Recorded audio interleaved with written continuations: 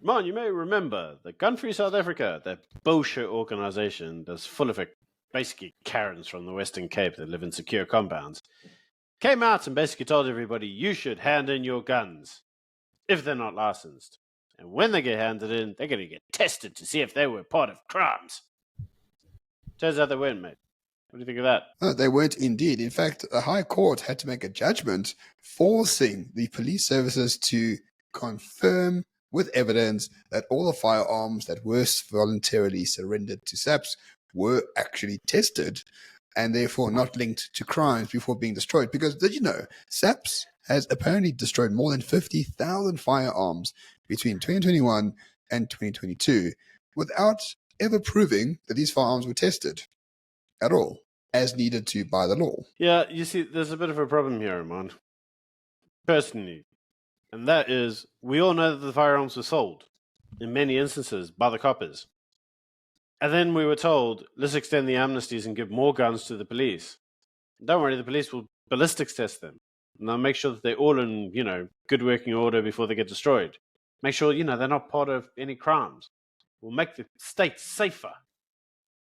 And actually what it is showing here is that it didn't make the state safer. It allowed the state to cover up crimes. Because that very firearm that they may have sold to some Western Cape gangster may have landed up back in the police custody. And rather than test it to see how many crimes it was involved in, it just destroyed it. Now, in any civilized society, like from 200 years ago, this would have been called tampering with evidence. It would have been a criminal offense.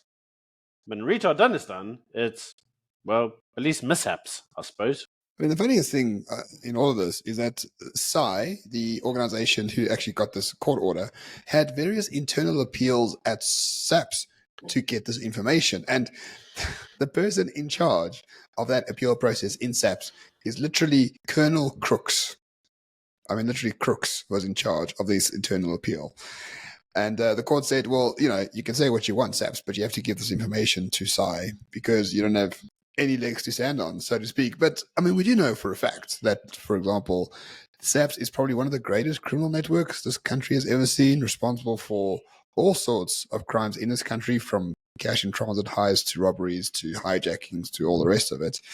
And it's very convenient of them to destroy 50,000 firearms without ever proving these things were not involved in crimes. It's almost like you can be part of the mafia and then you sort of are responsible for the evidence you put out of your own crimes. It's very deceitful. But I mean, this is the SAPS under Bekizele, isn't it? No, you see, Ramon, don't really have a problem with Beke. I mean, he's a fucking useless cater. That's true, but I don't actually have a problem, in this instance, with Mr. Sele. I have a problem with Gun Free South Africa. Because they were the ones that wanted these amnesties. They were the ones that wanted all the guns turned in. They were the ones that assured the public that, don't worry, SAPS would do the right thing. They ballistics test them. They keep them safe. They never sell them for crimes. It was all about making South Africa safer.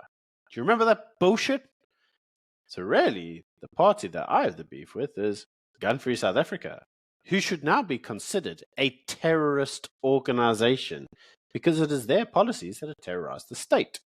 They should also be classed as being treasonous because they have gone against the interests of the state.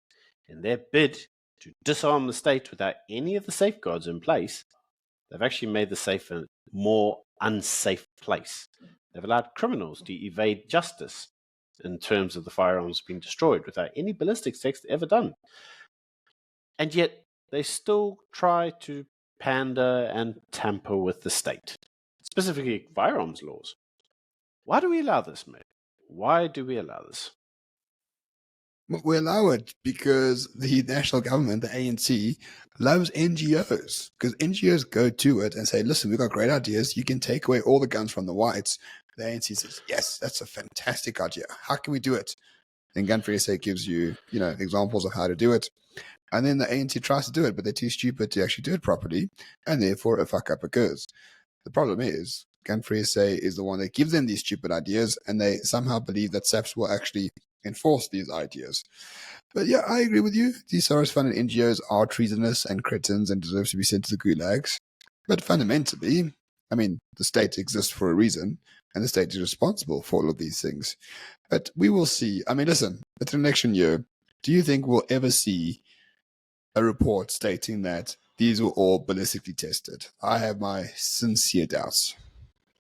No, I mean, even if they were ballistically tested, and even if you could prove who was, actually responsible for some crimes, I'm sure Cyril Ramaphosa's got a new list of, criminals that he just conveniently needs to let out of prison because, amnesties and stuff.